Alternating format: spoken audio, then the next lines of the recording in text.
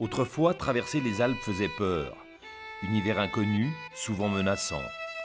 Là-haut existe pourtant un repère, un refuge, havre de sécurité, de calme et de paix.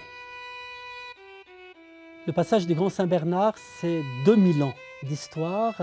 Et il y a 1000 ans, un Bernard qui, à Aoste, accueillait des voyageurs qui étaient des pèlerins, qui étaient des marchands, qui étaient des soldats. On voyageait beaucoup au XIe siècle.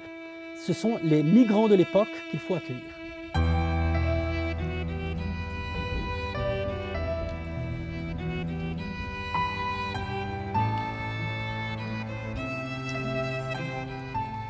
Ça, c'est de la vraie montagne, parce que tu es à 2500 mètres d'altitude, tu es au milieu de la neige, surtout dans l'hiver.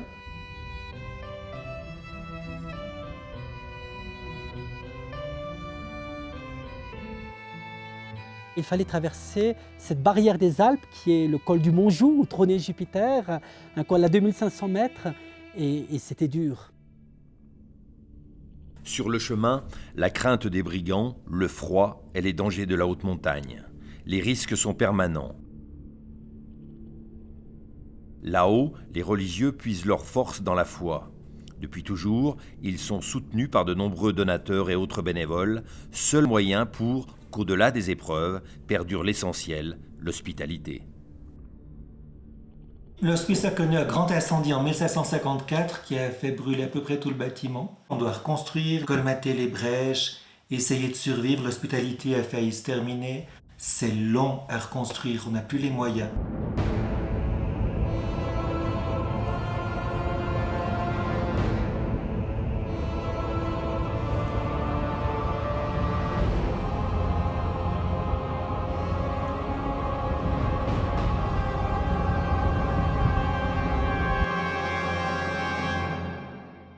Quand on arrive ici, on a tous fait la même chose, on a tous fait un effort pour arriver.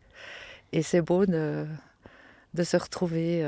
Le caractère de l'hospitalité de ce lieu, ça c'est pour moi quelque chose qui m'a toujours énormément touchée.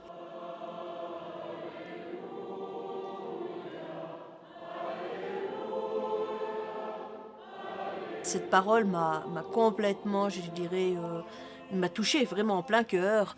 Et je me suis dit, mais oui, c'est... Là, il y a un message pour moi. Il y a quelque chose, c'est à moi que ça s'adresse.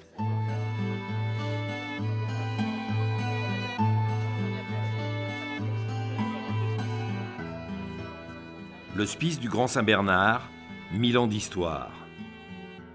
Autour de la table toujours dressée, le temps de la rencontre et du dialogue, permanence de l'accueil et de la solidarité.